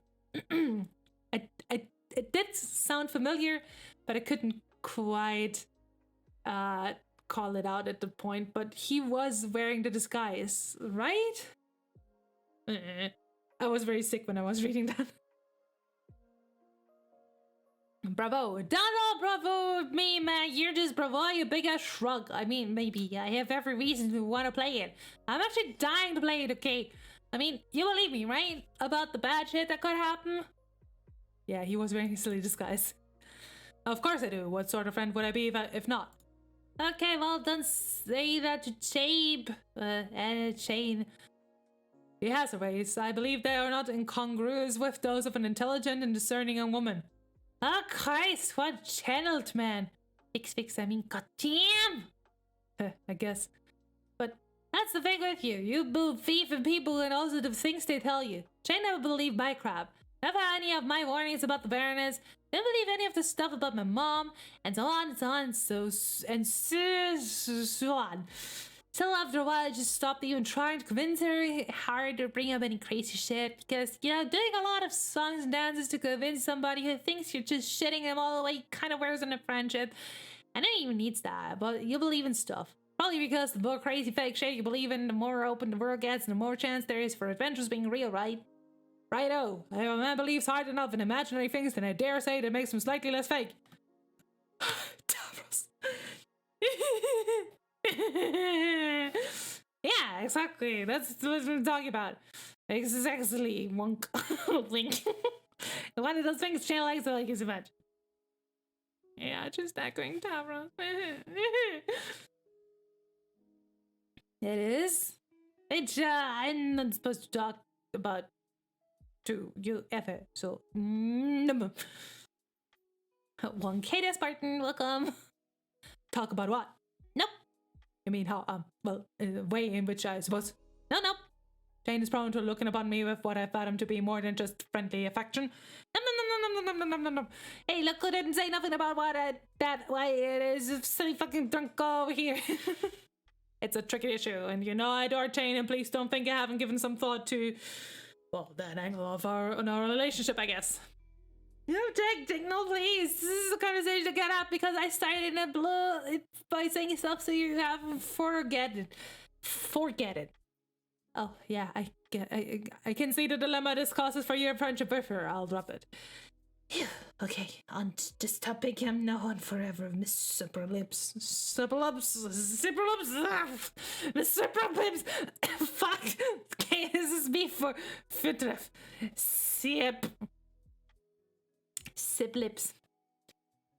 Oh my. Nothing is escaping the lovely lady's whistlemaker. It's shut tight as a drum. Whoa, wait, I hope that didn't sound dirty. Okay, but may I say this? If in the future I would like to bring up certain topics completely unsolicited by one who may be sworn to secrecy on those very matters, and I'm in need of, I guess, neutral and totally non-compromising advice from a friend, do you think that Miss Swipperpips might unseal those scandalous metatropics for a bit? Fuck, that also sounded kind of dirty, god damn it. Unsip. Yeah, of course, I'm told you be a Pepsi Jake. I'm like at peace with that reality commonly known as a real fucking deal for avenues of close between you and I don't think you're busy has got to me, but yeah. Wait, what? I'm just chill as fuck about being pale friends to all varieties of cute and eligible as hell peeps. Do you see my shoulder and how it says, hey friend, please deposit tears here? That is legit invite and is like sincere as fucking bananas. This shit is bananas. B-A-N-A-N-A-S. Oh, I'm sure it is, but I don't know how much crying I'm going to be doing. Probably none, just, I think. No, I'm just saying that, okay, I'm not spinning my wheels like a motherfucker, but yeah, the answer is yes. Great. Not that I'm backpedaling, but what about your best bro? Didn't you get to talking to him about girl troubles ever? Yeah, well, like I said, the whole thing is complicated. Best not to get into it all until I'm ready to, really start manhandling these bushel loads of prickly pears. Prickly pears. Pears being the tricky subjects in question, metaphorically. Alright, stick his head for Jake up to his neck and all the woes. Nah, it's cool. Speaking of which, I heard he's making you track down his robo-self to kill it or something for uranium. Uranium. And they are disabled the novice setting? Yes. Yes, no, most certainly. I was actually just getting all my final affairs in order when you messaged me. I was to bequeath to you all my VAP posters. What? We cannot burn these, damn it. Oh, fuck yeah. I'm always in need of something to put out of my cat shit box. Upset face. I can't tell you what, as an early Wiggling Day thing, you know what I'll do? I still don't really get the Wiggling Day thing, but know what? I'll enable the Brobus Nova setting again for you. Well, thanks, I think. But that don't count as the whole thing. I'll think of something better too. For now, peace out, Jake. Good luck on your Robro quest. Tipsy nostalgic, cease past jingle, go first terror. Commence Robro quest. Grumble. It is time to get dead serious about hunting down a robot that looks exactly like your best friend. Destroy it with your guns somehow and steal its uranium. Uranium. You mean uranium. But then the thing behind you that you were oblivious to starts grumbling. You totally forgot about the frightening fauna on this island and its regrettable realness attribute. Turn around. Oh no, it's Ulysses! As question mark? What? Strife! You leap into the tropical island fray in an attempt. Crap Dad! To violently pacify the gigantic Earth Crap Dad. What is he even doing here? The question doesn't even occur to you. The island has been crawling with these things for as long as you can remember. You glance at the crudely rendered battle, direct your browser to the Homestuck Bandcamp page, and browse for suitably battle music. Oh god, there are so many songs. Which one would be a good fit for this deal? Wait, yes, there's one. That's perfect. You hit play, close your eyes, and become lost in visions of gnashing crustacean carapaces, smoking M9 cases, and Jake doing the thing where he flies through the air, shooting two guns at once. Yes, so awesome. Yeah, that's also a reference to when Karkat was fighting Crap Dad in grief. Jake, fly through the air, shooting two guns at once. Amazing. Doing this Lara Croft thing. Ozzy's just like, I can't be bothered to imagine a cool flash here. Yeah. You do the thing where you fly through the air shooting two guns at once. That thing isn't even that big of a deal for you. You do that thing practically every day on Hellmurder Island. Your furious salvo of deadly bullets scares the frightening fauna off into the jungle, realness attribute and all. Another triumph for adventure. Time to blow the smoke off your Baratas and saunter off into the water. Not so fast! Behind you, Jake! No! No! No! Tinkerbell! Not again! Not again!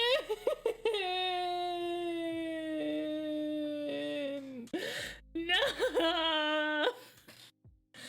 Not like this!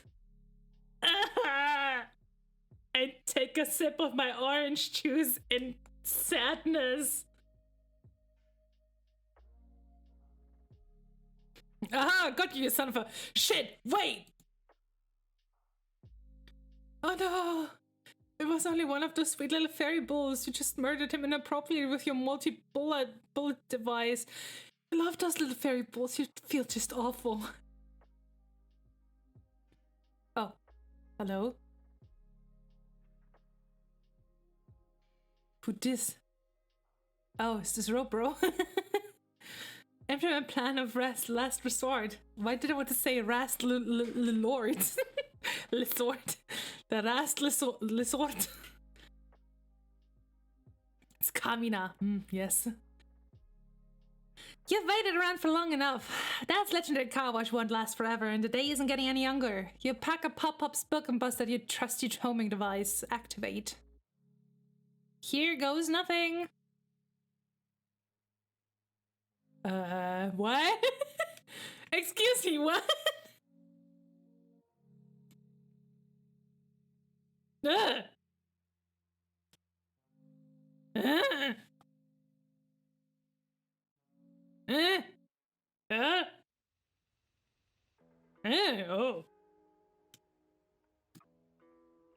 God, he's such a little troublemaker. Hopefully he will mind his manners today. Just casual decapitation. Corpse desecration, stuff like that, right?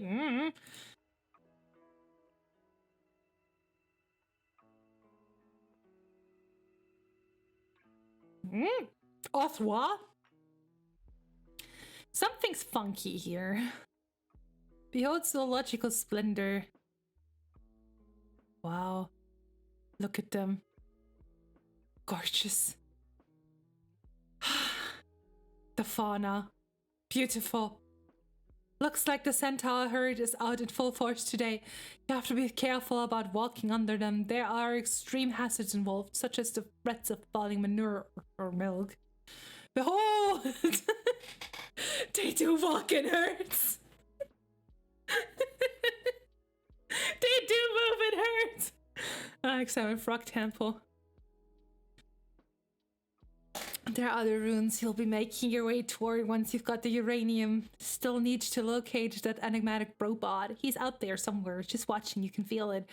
Can't let your guard down for a second, or you'll get served like a dude on Butler Island. Look down. Uh-oh. Something's coming up. Hello? Gansey loses? Butler-esque bike.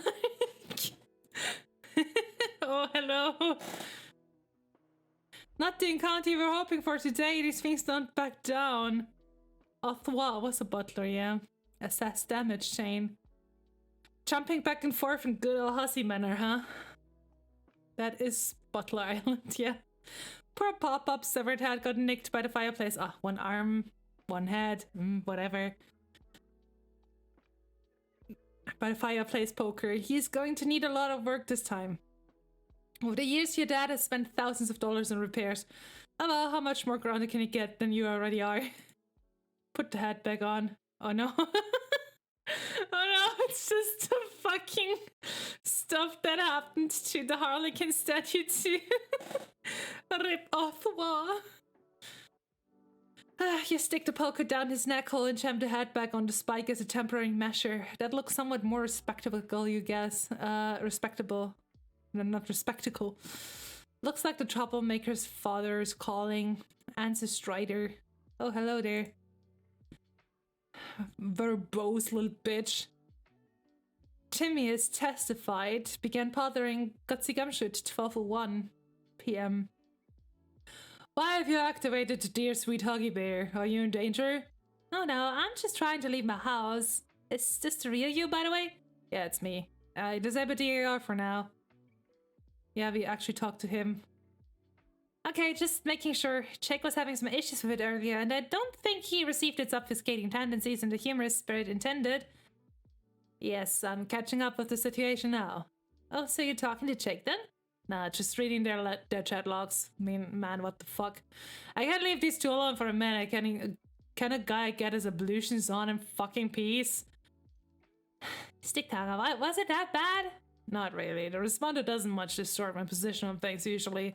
Its demeanor leaves something desired though. I prefer it didn't make such aggressive and repeated claims of fidelity to my persona, being misrepresented house of key subtleties, yo. Why not just turn it off then? Keeps them both on their toes. Who? Jake and the responder. Jake needs to be more skeptical rather than take a bullion. Jackknife ass first off whatever Jared truck is blowing through town. That he's got to apply more critical reasoning to shit. Keep telling him, dude, you gotta be more like Jane. These actors, I presume, are roughly similar in complexion to those I'm familiar with. Those wherein I have, and I quote, got to be more like Jake? Yes, exactly. You're finally fucking getting it. I sincerely doubt that I am. Said a stubborn skeptic skeptically. Let's not talk about my issues again, shalln't we? Shalln't. Shalln't. That ain't a thing to say, even for you. Shush, the word shalln't escape my vocabulary any longer, just as you shalln't nitpick my language. That's my turf you're on, Buster. Alright, kinda don't care. What were you saying? About what, Jake? About leaving the responder on. Yeah, anyway. I kind of owe it to him to let the program run as often as possible. Jake? No, the responder. It is a fully cognitive, self-aware entity I'm responsible for, not even to mention an approximate cerebral duplicate of myself. You don't just make a clone of yourself to live in a dead-end existence where it has no chance to thrive as an individual or surpass its limitations. That would be sick. True. Also, the more the software runs, the broader and more detailed experiential canopy becomes. Makes for a better dialogic partner. Dialogic? Are you saying you have conversations with your own autoresponder? Of course. Why do you think I made that thing? That's interesting. I guess I always thought it was just a really elaborate gag. It's that too. I think my theory is getting thicker and thicker.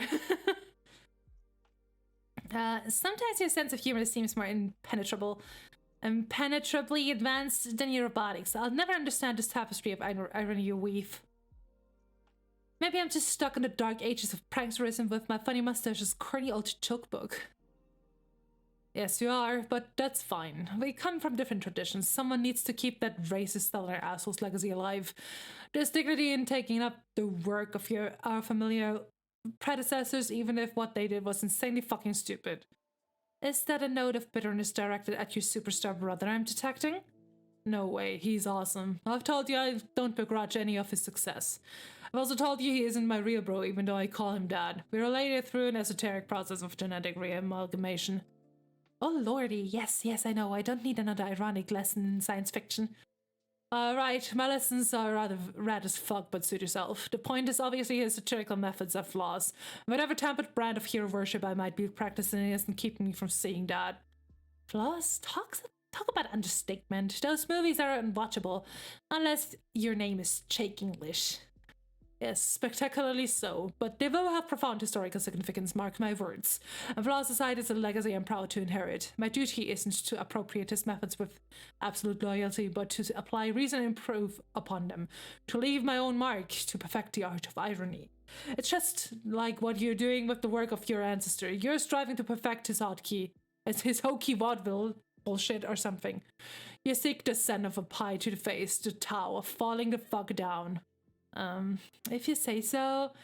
I don't know, call me a simpleton, but I just like funny jokes. Can't fool me. You take your shit as serious as I do, and if I wasn't serious about it, I wouldn't have made you that rabid. And where the hell would you be? Well, aside from thousands of dollars and corpse repair richer, I can't say.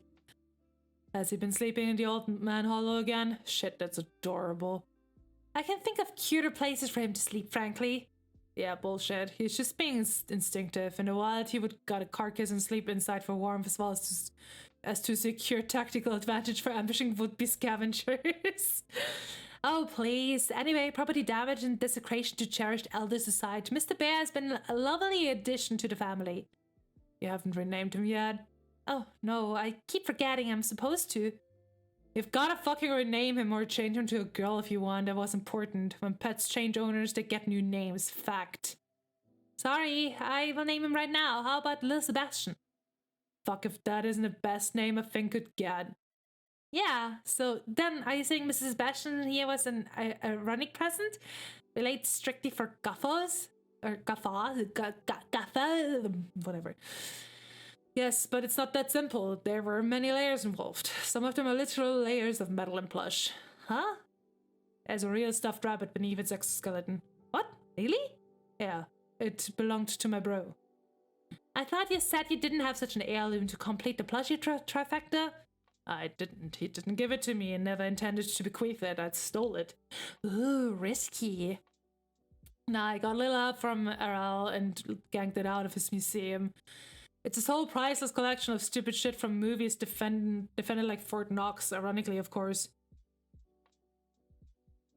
So it's from a movie? Ever hear of Con Air? Nope. Wait, wasn't that some bit of action schlock from the 90s? Yes. Some of the silly nonsense referenced in his work was well before my time. I don't have the wherewithal to investigate all this minutia. It doesn't matter really, but it was from Dad. Dude weirdly obsessed over that shit movie for years, among others. Know those signature shades you see him wearing on magazine covers and stuff? Another prop, a gift from Stiller himself, I believe. That does sound a tad obsessive. Wasn't he furious about your burglary? Pretty sure you didn't even notice. In years since, I never saw a news story about a daring heist or anything. I feel like he would have made some hay out of Dad. And if you did know, he'd probably just want to give me a stoic fist bump or something. Why didn't you mention this when you gave the gift? More irony? Essentially, it's not that easy to explain. Broadcasting the gesture would have made it seem tawdry and would somewhat defray its humor value. I see, so it was like a private joke, and if anyone besides you was in it, the joke would be ruined. Like I said, there are layers. Like two ogres, there are layers! On one level, I gave you a filthy tattered piece of shit, albeit on tremendous cultural significance, manhandled by some old B-movie actors now candy-coated to function as a highly practical defender droid for your personal protection. On another level, I needed to incorporate something passable as a real heirloom for sentimental reasons. Wait, real sentiment or ironic sentiment? Or is there no difference? Am I missing the point here? No, it was genuine. The upper echelons of irony should always include measures of sincerity, and if the satirical practice is executed faithfully, it will achieve something bona fide in its own right, regardless. Through an intense commitment bordering on religious devotion to the absolutely inane, absurd, or plain fucking stupid, a very different kind of sincerity begins to materialize, one of reference into the ridiculous. You begin to mean it. But what exactly it is you mean it is never quite what appears on the surface and is utterly inaccessible to obtuse and literal minds. That you mean it then becomes inseparable from the joke, and the additional rich strata of humor may be stripped aggressively from this irreconcilable truth. This is fascinating. I have a wee bit more dissertation than I bargained for this morning. I have so much to learn. I'm not even saying that ironically. Will you teach me your ways one day, sir? Perhaps an apprenticeship will open? Oh God, I'd love that. Consider the position yours for taking any time. Feel free to approach and kneel before Cal. With my sword in his floppy mitten, you will receive my flash step anointment shoulder to shoulder into shoulder again. Jesus. Tempting, but that rain check will have to stay unendorsed for now. Little Seb is beginning to act out, and I must put his fidgetness to constructive use. Yeah, this guy has a whole spider's nest of irony web built up around him, that is true. Cool. Chain, one more thing. I'm sure you must be aware by now that you'll be the leader of our group, and as you will be the first to enter the session. No? This is news to me. I never gathered that team leader was a thing for this game. Trust me, it's a thing. Are you sure? I have my doubts. I believe as a group we will have the temerity to succeed without my having to order people around like an insufferable bossy pants. Spartan Yeats just confirmed my theory. Ow, wait.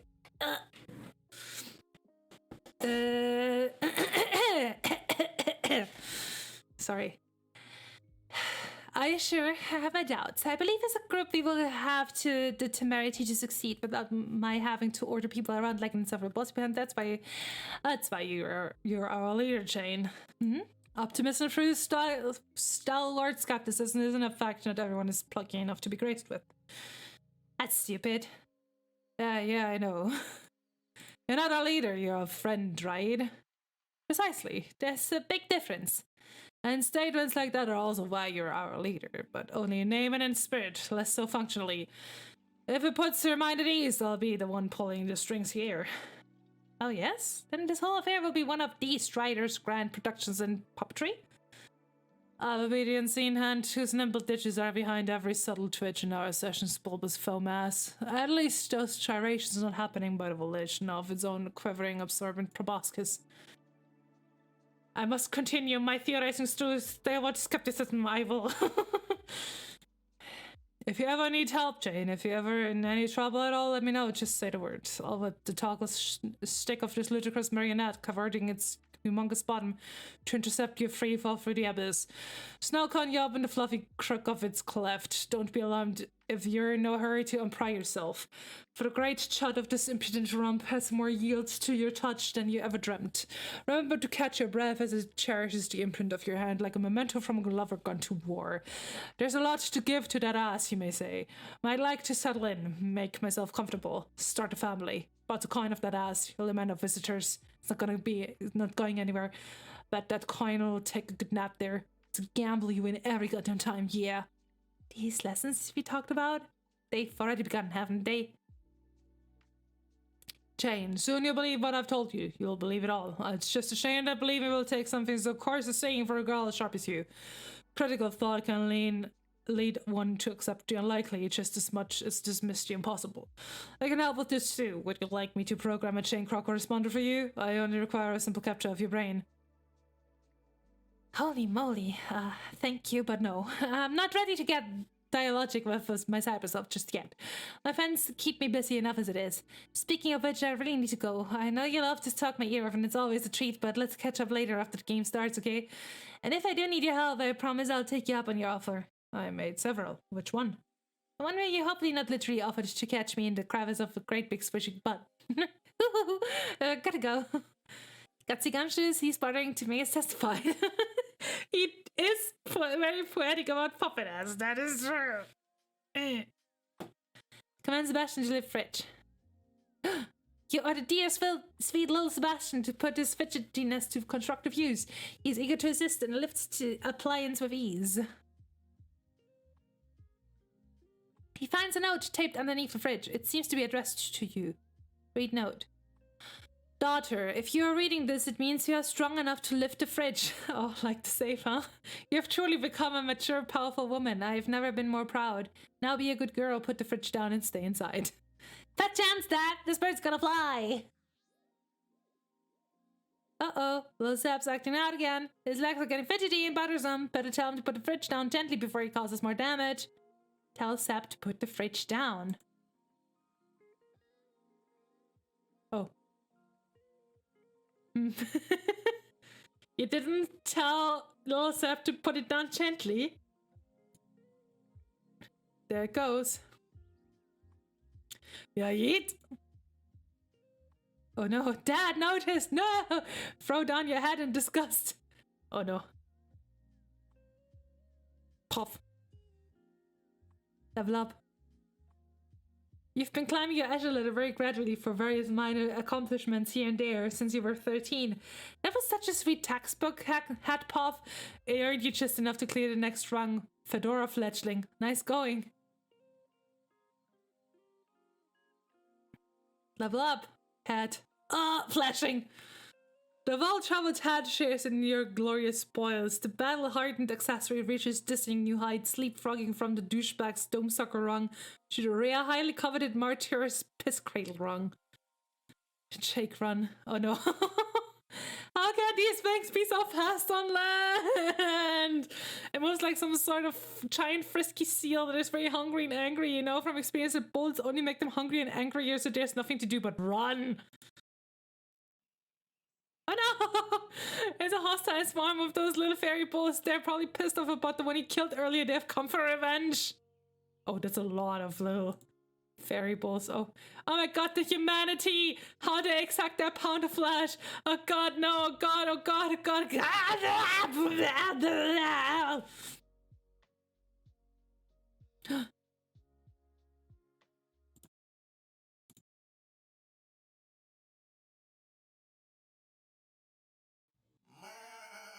Oh, man. Okay.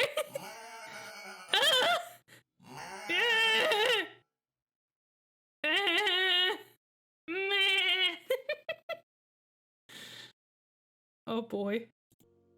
Nearby, someone or something bleats like a goat. Oh, we finally got the bleating goat, huh? Meh. For strategic purposes and also... Oh, goodbye. Ironic purposes. Run, Jane. Lass, scamper. Goat god. Chekhov's bleed. Yeah! Like Chekhov's gun, because it was mentioned all this time. It finally happened, huh? The chick's so totally up. Nothing left to do but scurry your little legs to the box, snatch the mail and scram! Oh no. Question mark. Question mark! Exclamation mark! Jane, get the mail! Wind chime Foley. Clark Powell. Homestuck. Once again.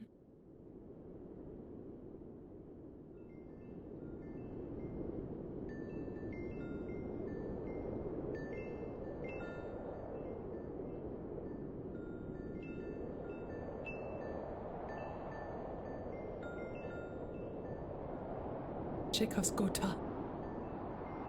Grab it! Grab it! Oh.